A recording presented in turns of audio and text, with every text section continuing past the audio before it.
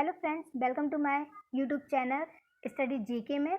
आज हम फिर मध्य प्रदेश के कुछ महत्वपूर्ण प्रश्नों के साथ उपस्थित हुए हैं और ये उम्मीद करती हूँ कि जिस तरीके से पिछले सेक्शन को आप लोगों ने पसंद किया, अच्छा लगा, तो उसी प्रकार ये सेक्शन भी आपको अच्छा लगेगा। ये भी आपको काफ़ी हेल्पफुल होगा क्योंकि इसमें भी कुछ महत्वपूर्ण प्रश्न लिए गए हैं जो कि आपकी एमपी के फैक्ट या एमपी के एग्ज़ाम वैकेंसी के लिए काफ़ी महत्वपूर्ण हो जाते हैं। तो उम्मीद है कि आपको ये अच्छा लगे, आप इसे एंजॉय करें और आपको ज़्यादा से ज़्यादा नॉलेज मिले। तो प्लीज़ अगर आपको ये सेक्शन अच्छा लगता है तो इसको लाइक, शेयर और सब्सक्राइब जरूर करिएगा। तो चलिए ठीक है, आज का अपना सेक्शन शुरू करते हैं। तो आज का हमारा पहला प्रश्न है, मध्य प्रदेश में वित्त निगम का मुख्यालय कहाँ पर है? यहाँ आपका ऑप्शन है, option number A Indore, option number B Bhopal, option number C Gwalior और ऑप्शन नंबर डी है जबलपुर। तो यहाँ आपका राइट आंसर क्या होता है? आपका यहाँ राइट आंसर है option number A Indore. Indore में मध्य प्रदेश का वित्त निगम है। इसी प्रकार इंदौर में ही मध्य प्रदेश का वस्त्र उद्योग निगम है और बाकी अधिकांश निगम जो है मध्य प्रदेश के, उनका मुख्यालय आपको कहाँ पे मिलेगा? भोपाल में मिलेगा। ठीक है, अगर हम इंदौर की बात करें तो इंदौर को मध्य प्रदेश की औद्योगिक और व्यावसायिक राजधानी कहा जाता है। इंदौर को मध्य प्रदेश की मिनी मुंबई कहा जाता है ना। इंदौर के बारे में बात करें तो इंदौर में ही प्रदेश की मौसम वेधशाला उपस्थित है।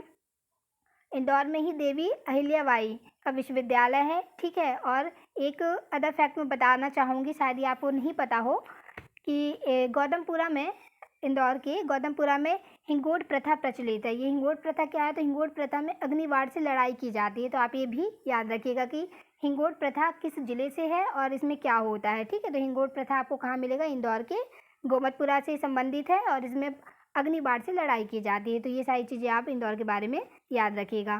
ठीक है, तो ये हो जाएगा आपका राइट आंसर क्या था? इंदौर। ठीक है, तो अगला क्वेश्चन आपका क्वेश्चन नंबर 2, झाबुआ के संबंध में कौन सा कथन असत्य है? आपके ऑप्शन है, ऑप्शन नंबर ए अनुसूचित जाति बहुल जिला है, बी भील जनजाति पाई जाती है, सी मेघनगर औद्योगिक केंद्र है और डी है आदिवासी शोध संचार केंद्र। तो अगर हम अदर ऑप्शन की बात करें तो देखिए, अगर हम डी की बात करते हैं आदिवासी शोध संचार केंद्र, तो हाँ ये झाबुआ में ही है। सी की बात करें मेघनगर औद्योगिक केंद्र, तो ये भी झाबुआ में ही उपस्थित है। ठीक है, और यहाँ पे अगर हम डी की बात करें तो भील जनजाति पाई जाती है, झाबुआ में भील जनजाति पाई जाती है। अगर हम ऑप्शन नंबर ए की बात करें कि अनुसूचित जाति बहुल्य जिला है, तो ये नहीं है क्योंकि अनुसूचित जाति बहुल्य जिला क्या हो जाएगा? अपना उज्जैन हो जाएगा। ठीक है, ये क्या है? तो झाबुआ प्रतिशत में यहाँ पे अनुसूचित जनजाति सर्वाधिक पाई जाती है। ठीक है, झाबुआ में, तो ये आप याद रखिएगा। और क्या है झाबुआ के बारे में? तो झाबुआ में देखिए रॉक फास्फेट खनिज पाया जाता है झाबुआ में। ठीक है, और ये क्या रॉक फास्फेट जो खनिज है ये फास्फेट उर्वरक बनाने के लिए महत्वपूर्ण हो जाता है। ठीक है, यहाँ पे भगोरिया हाट आयोजित किया जाता है। यहाँ ये जो झाबुआ है ये मक्का उत्पादन में स्थान रखता है। ठीक है, और झाबुआ में कड़कनाथ प्रजाति का मुर्गा भी पाया जाता है। ठीक है, तो ये आप अदर फैक्ट याद रखिएगा। इसी प्रकार तो यहाँ आपका राइट आंसर क्या हो जाएगा? राइट आंसर आपका हो जाएगा ऑप्शन नंबर ए अनुसूचित जाति बहुल्य जिला है। तो ये नहीं है, क्यों? क्योंकि ये प्रतिशत में एसटी सर्वाधिक यहाँ पे पाई जाती है। ठीक है, झाबुआ में। आपका अगला क्वेश्चन हो जाएगा क्वेश्चन नंबर 3, संत सिंगाजी समाधि स्थल कहाँ है? ऑप्शन है आपके, ऑप्शन नंबर ए है ग्वालियर, बी है शिवपुरी, सी है मंडला और डी है खंडवा। तो यहाँ आपका राइट आंसर क्या हो जाएगा? यहाँ आपका राइट आंसर हो जाएगा ऑप्शन नंबर डी खंडवा। ठीक है, तो देखो संत सिंगाजी समाधि जो है वो खंडवा में है, लेकिन संत सिंगाजी का जो मेला लगता है वो कहाँ लगता है? वो खरगोन में लगता है। ठीक है, तो ये आप याद रखिएगा। और अगर हम ऑप्शन नंबर ए की बात करें कि ग्वालियर, तो ग्वालियर में आपको देखिए समाधियाँ मिल जाएंगी। ग्वालियर में क्या है?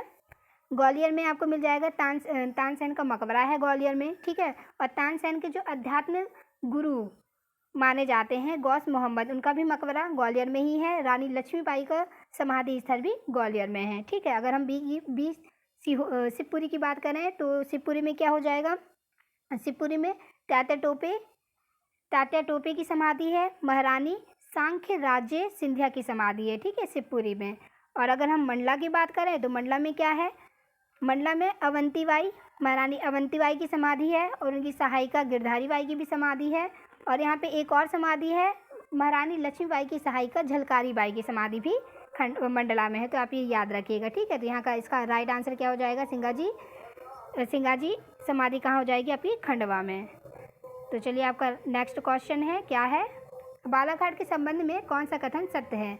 आपके ऑप्शन है, ऑप्शन नंबर ए धान उत्पादन जिला है, बी मैग्नीज का उत्पादन होता है, सी मलाज, यहाँ मलाज हो जाएगा, मलाजखंड तहसील सिताम्र अयस्क निकलता है, और ऑप्शन डी है उपरोक्त सभी सत्य। तो देख लीजिए आप यहाँ पे, अगर हम ऑप्शन नंबर ए की बात करें, धान उत्पादन जिला है, तो बिल्कुल ये धान उत्पादन जिला है। यहाँ पे काला मूछ धान ये शीर्ष उत्पादन जिला माना जाता है, इसके शीर्ष उत्पादन में इसका नाम आता है, ठीक है। बालाघाट, और दूसरा ऑप्शन है कि बालाघाट मैग्नीज का उत्पादन होता है, तो बिल्कुल होता है, क्योंकि बालाघाट को हम मैग्नीज नगरी के नाम से भी जानते हैं, ठीक है। तो मैग्नीज का उत्पादन बालाघाट में होता है, और एशिया की सबसे बड़ी भूमिगत मैग्नीज खान वो भी कहाँ, बालाघाट के भरवेली में पाई जाती है, ठीक है। सबसे बड़ी भूमिगत ये खान है मैग्नीज की, ठीक है। तो ये भी कहाँ है, बालाघाट में है। फिर ऑप्शन नंबर सी है कि मलाजखंड तहसील में ताम्र अयस्क निकलता है, तो हाँ यहाँ से ताम्र अयस्क निकाला जाता है, ठीक है। तो इस प्रकार आपके सारे ऑप्शन क्या हो जाते हैं, सही हो जाते हैं, ठीक है। और अगर हम बालाघाट की बात करें, तो बालाघाट सबसे ज़्यादा लिंगानुपात वाला जिला है ना, सबसे ज़्यादा यहाँ पे लिंगानुपात पाया जाता है, और यहाँ पे हालो और बंजर घाटी ये देखने के लिए प्रसिद्ध है, ठीक है। और क्या हो जाएगा, यहाँ पे बांस का सर्वाधिक उत्पादन होता है बालाघाट में, ठीक है। और बालाघाट में ही बेगा जनजाति पाई जाती है, ये बेगा चेक क्षेत्र यहीं पे आ जाता है, ठीक है। तो यहाँ पे याद रखिएगा। अगला क्वेश्चन है आपका, क्वेश्चन है मध्य प्रदेश का सबसे पूर्वी जिला कौन सा है। आपके ऑप्शन है, option number A Balaghat, B है मुरैना, सी है अलीराजपुर, और डी है सिंगरौली। तो यहाँ आपका राइट आंसर क्या हो जाएगा, पूर्वी जिले के बारे में पूछ रहा है, तो यहाँ पे राइट आंसर आपका क्या हो जाएगा, ऑप्शन नंबर डी सिंगरौली, ठीक है। तो देखिए यहाँ पे अगर हम पूर्व की बात करें, तो पूर्व में क्या हो जाएगा, पूर्व में अपना हो गया सिंगरौली, है ना। अगर हम दक्षिण की बात करें कि दक्षिण में क्या है, तो यहाँ पे हो जाएगा आपका बुरहानपुर, ठीक। और यहाँ पे अगर हम उत्तर की बात करें कि उत्तर में क्या है, तो उत्तर में क्या हो जाएगा, मुरैना, ठीक है। और यहाँ पे अगर हम पश्चिम की बात करें, तो पश्चिम में क्या हो जाएगा आपका अलीराजपुर। तो ये आप याद रखिएगा कि चारों दिशाओं के जो अंतिम जिले हैं वो कौन कौन से हैं। तो यहाँ पूर्व में क्या, उत्तर में क्या हो जाएगा, मुरैना, दक्षिण में हो जाएगा आपका बुरहानपुर, और पूर्व में हो जाएगा सिंगरौली, और पश्चिम में हो जाएगा अलीराजपुर। तो आप ये याद रखिएगा। अच्छा हाँ, अगर ये पूछा जाए कि मध्य प्रदेश में सबसे पहले सूर्योदय कहाँ पे होता है, तो आपका इसका आंसर क्या होगा, सिंगरौली, क्योंकि सबसे पूर्वी जिला सिंगरौली है, तो सबसे पहले सूर्योदय भी सिंगरौली में ही होगा, और सबसे बाद में कहाँ होगा, तो ये आपका आंसर क्या हो जाएगा, अलीराजपुर। तो आप ये याद रखिएगा, इस तरह के भी क्वेश्चन पूछे जा सकते हैं। अगला क्वेश्चन है आपका, ऑप्शन नंबर 6, विश्व विरासत में शामिल भीमबेटका की ये गुफाएं कहाँ स्थित हैं। तो यहाँ आपका ऑप्शन हो जाएगा, ऑप्शन नंबर ए है भोपाल, बी है रायसेन, सी है जबलपुर, और डी है इंदौर। तो यहाँ पर आपका राइट आंसर क्या है, आपका यहाँ राइट आंसर हो जाएगा ऑप्शन नंबर बी, रायसेन, ठीक है। तो भीमबेटका की गुफाएं कहाँ पे है, रायसेन में है, ठीक है। क्योंकि देखिए मध्य प्रदेश की 8 ऐसे स्थल हैं जिन्हें विश्व विरासत घोषित किया गया है, यूनेस्को की साइड में डाला गया है, ठीक है। तो यहाँ पे जो 8 है उसमें से 3 हो जाते हैं जो प्राकृतिक हैं, और जो 5 बचते हैं वो ऐतिहासिक स्थल हैं, ठीक है। तो अगर हम 5 ऐतिहासिक स्थलों की बात करें, तो इसमें हो जाएंगे खजुराहो, जो कि 1986 में इसको यूनेस्को की साइड में डाला गया। फिर सांची हो जाता है, 1989 में डाला गया। फिर भीमबेटका है, जिसको 2003 में यूनेस्को की साइट में डाला गया। और अभी हाल ही में 2020 में ओरछा और ग्वालियर के किले को भी यूनेस्को की साइट में डाला गया है, उसको विश्व धरोहर घोषित किया गया है। अगर हम 3 प्राकृतिक स्थलों की बात करें, तो वो कौन से हो जाएंगे, वो हो जाएंगे आपके पचमढ़ी को 2009 में यूनेस्को की साइट में डाला गया। फिर अचानकमार को 2012 में यूनेस्को की साइट में डाला गया है। और अभी हाल ही में ही पन्ना को, है ना, पन्ना को यूनेस्को की साइट में, पन्ना को जो जैव मंडल क्षेत्र, उसको क्या किया गया है, 2020 में यूनेस्को की साइट में डाला गया है, ठीक है। तो ये आप अदर फैक्ट याद रखिएगा, क्योंकि यहाँ से भी क्वेश्चन पूछने की संभावनाएं होती हैं, ठीक है। तो ये आपका इसका राइट आंसर क्या हो जाएगा, बी, ठीक है। अगला क्वेश्चन है आपका ऑप्शन नंबर 7, सुभद्रा कुमारी चौहान सृजनपीठ कहाँ है। तो यहाँ आप ऑप्शन देख लीजिए, ऑप्शन नंबर ए है भोपाल, बी है इंदौर, सी है जबलपुर, और डी है ग्वालियर। तो आपका राइट आंसर क्या होगा, यहाँ आपका राइट आंसर हो जाएगा सुभद्रा कुमारी चौहान सृजनपीठ कहाँ है, जबलपुर में। जबलपुर के रानी दुर्गावती विश्वविद्यालय में ही सुभद्रा कुमारी चौहान सृजन पीठ है। ठीक है, और क्या है, देखिए एक और सृजन पीठ है जैसे कि दुर्गावती सृजन पीठ है, तो ये कहाँ पे मिलेगी, ये आपको इंदौर के देवी अहिल्याबाई जो विश्वविद्यालय है वहाँ पे दुर्गावती सृजन पीठ स्थापित की गई है। ठीक है, तो आप ये दोनों याद रखिएगा, सुभद्रा कुमारी जबलपुर में और दुर्गावती कहाँ पे आपको मिल जाएगी, इंदौर में, अहिल्याबाई विश्वविद्यालय इंदौर में। ठीक है, दुर्गावती सृजन पीठ। ठीक है, फिर अगला क्वेश्चन है आपका option number A, question number A क्या है, कर्क रेखा मध्य प्रदेश के कितने जिलों से होकर गुजरती है।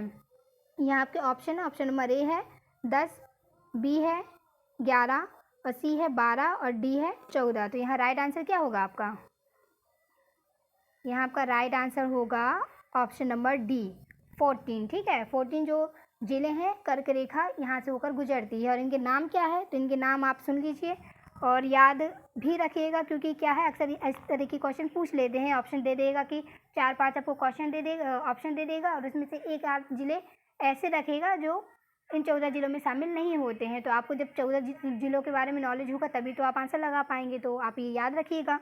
तो ये 14 जिले कौन कौन से हैं, पहला हो जाएगा रतलाम, उज्जैन, शाजापुर, भोपाल, सीहोर, रायसेन, विदिशा, सागर, दमोह, जबलपुर, कटनी, उमरिया, शहडोल और अनूपपुर। ये 14 जिले हैं जो कर्क रेखा गुजरती है इन जिलों से। ठीक है, अगर हम और हाँ, एक और फैक्ट बताती हूँ कि जो बघेलखंड का पठार है, ठीक है, तो बघेलखंड के पठार को कर्क रेखा 2 भागों में बांटती है। बघेलखंड का पठार जो कि मध्य प्रदेश का सबसे छोटा पठार माना जाता है, सबसे छोटा भौगोलिक क्षेत्र माना जाता है, उसको कर्क रेखा 2 बराबर भागों में काटती है। ठीक है, और कर्क रेखा जो है वो भारत के कितने राज्यों से होकर गुजरती है, तो वो 8 राज्यों से होकर गुजरती है। वो राज्य कौन कौन से हो जाएंगे, गुजरात, राजस्थान, एमपी, छत्तीसगढ़, झारखंड, पश्चिम बंगाल और त्रिपुरा और मिजोरम। ठीक है, तो ये 8 राज्य हैं जिनसे कर्क रेखा होकर गुजरती है। तो ये आपका आंसर रहेगा 14। ठीक है, अगला क्वेश्चन है क्वेश्चन नंबर 9, भूषण प्रसंग समारोह कहाँ मनाया जाता है। आपके ऑप्शन है, ऑप्शन नंबर ए है पन्ना, बी है इंदौर, सी है मैहर, डी है मैहर और डी है उज्जैन। ठीक है, तो यहाँ राइट आंसर आपका क्या हो जाएगा, यहाँ आपका राइट आंसर हो जाएगा ऑप्शन नंबर ए। ठीक है, आपका राइट आंसर क्या हो जाएगा, ऑप्शन नंबर ए है पन्ना, भूषण प्रसंग समारोह पन्ना में मनाया जाता है। ठीक है, अगर हम ऑप्शन नंबर बी की बात करें तो बी में देखिए उस्ताद अमीर खां समारोह मनाया जाता है, और जनजातीय फिल्म उत्सव भी इंदौर में मनाया जाता है। और ऑप्शन नंबर अगर हम सी की बात करें मैहर की, तो मैहर में क्या है, उस्ताद अलाउद्दीन खां संगीत समारोह मनाया जाता है। ठीक है, ये इंपॉर्टेंट हो जाता है, आप इसको याद रखिएगा। यहाँ पे मैहर में किसका, तो उस्ताद अलाउद्दीन खां संगीत समारोह मनाया जाता है मैहर में। ठीक है, और उज्जैन में क्या है, तो उज्जैन में कालिदास समारोह मनाया जाता है। ठीक है, कालिदास समारोह कहाँ पे, तो उज्जैन में। तो ये आप याद रखिएगा। अगला क्वेश्चन है आपका क्वेश्चन नंबर 10, ध्रुपद संगीत अकादमी की स्थापना कहाँ की गई है। यहाँ आपके ऑप्शन है, ऑप्शन नंबर ए है भोपाल, ऑप्शन नंबर बी है इंदौर, ऑप्शन नंबर सी है जबलपुर, ऑप्शन नंबर डी है ग्वालियर। तो इसका आंसर राइट आंसर क्या हो जाएगा कि ध्रुपद संगीत अकादमी कहाँ है, तो इसका राइट आंसर हो जाएगा ऑप्शन नंबर ए भोपाल में। ठीक है, तो भोपाल में यहाँ अगर भोपाल की अगर हम बात करें तो सबसे पहला इम्पॉर्टेंट फैक्ट यही है जो आप सबको पता होगा कि मध्य प्रदेश की राजधानी ही क्या है, भोपाल है। ठीक है, अगर हम भोपाल की बात करते हैं तो भोपाल को झीलों का नगर भी कहा जाता है। ठीक है, और भोपाल में भोपाल झीलों का नगर कहा जाता है, और राजा भोज द्वारा बसाया गया भोजपाल ही आज हम वर्तमान में भोपाल के नाम से जानते हैं। तो अगर पूछा जाए कि भोपाल जो बसाया गया था, किसने बसाया था, तो ये बसाया था राजा भोज ने। ठीक है, और नाम क्या उस समय था, भोजपाल था, जिसका वर्तमान नाम हमने भोपाल के नाम से हम जानते हैं इसे। ठीक है, और क्या है, मध्य प्रदेश का पहला एनर्जी पार्क भी भोपाल में ही स्थापित किया गया है। ठीक है, और प्रतिशत की दृष्टि से सर्वाधिक नगरीय जनसंख्या वाला भी भोपाल है। ठीक है, और सर्वाधिक विश्वविद्यालय वाला जिला भी भोपाल है। अगर हम विश्वविद्यालय की बात करें कि भोपाल में कौन कौन से विश्वविद्यालय हैं, तो यहाँ हम नाम बताते हैं, आप हो सके तो याद करिएगा। पहला हो जाता है, देखो यहाँ पे बरकत उल्ला विश्वविद्यालय है, यहाँ पे माखन लाल चतुर्वेदी पत्रकारिता विश्वविद्यालय है, यहाँ पे राजा भोज खुला विश्वविद्यालय है ना। और यहाँ पे राजीव गांधी प्रौद्योगिकी विश्वविद्यालय भी, इसी प्रकार और भी विश्वविद्यालय हैं, तो आप पढ़ लीजिएगा, ये इंपॉर्टेंट हो जाता है क्योंकि विश्वविद्यालय के बारे में भी क्वेश्चन आ जाते हैं। ठीक है, तो यहाँ पे आंसर आपका हो जाएगा ऑप्शन नंबर ए भोपाल। नेक्स्ट क्वेश्चन है आपका क्वेश्चन नंबर 11, बालाघाट जिले में पाई जाने वाली धारबाड़ सेल समूह को किस सीरीज की संख्या दी गई है। आपके ऑप्शन है option number A Saunsar series, B Sakoli series, C चिपली सीरीज और डी इनमें से कोई नहीं। तो यहाँ पर राइट आंसर क्या हो जाएगा, यहाँ पर राइट आंसर हो जाएगा सौंसर सीरीज। तो धारबाड़ सेल समूह जो है वो बालाघाट में सौंसर सीरीज के नाम से जानी जाती है और जस्ट उसके बगल में जो छिंदवाड़ा है, ठीक है, तो छिंदवाड़ा में इसको चिपली सीरीज कहा जाता है। ठीक है, तो ये याद रखिएगा कि बालाघाट में इसको सौंसर सीरीज कहते हैं और छिंदवाड़ा में इसको चिपली सीरीज कहते हैं, ये भी क्वेश्चन बनता है। ठीक है, अगला क्वेश्चन है आपका क्वेश्चन नंबर 12 है, अफीम उत्पादन हेतु प्रसिद्ध जिला है। आपके ऑप्शन है ऑप्शन नंबर ए है मंदसौर, बी नीमच, सी खंडवा और डी है ए एवं बी। तो यहाँ राइट आंसर क्या होगा, यहाँ पे राइट आंसर आपका हो जाएगा ऑप्शन नंबर डी ए एवं बी। मंदसौर और नीमच दोनों में ही अफीम का उत्पादन होता है। ठीक है, और अगर ऑप्शन नंबर डी की बात करें खंडवा की, तो खंडवा में सर्वाधिक गांजा उत्पादन किया जाता है। गांजा का उत्पादन ही खंडवा में होता है और इसलिए खंडवा को हम गंजेड़ियों के स्वर्ग के नाम से जानते हैं। ठीक है, खंडवा को हम गंजेड़ियों के स्वर्ग के नाम से जानते हैं, ये याद रखिएगा। अगला क्वेश्चन है आपका क्वेश्चन नंबर 13, मध्य प्रदेश जनजाति शोध एवं विकास संस्थान कहाँ है। तो आपके ऑप्शन है ऑप्शन नंबर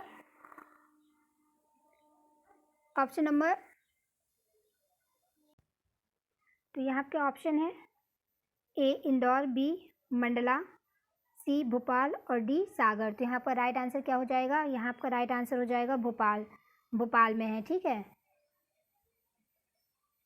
आपका नेक्स्ट क्वेश्चन है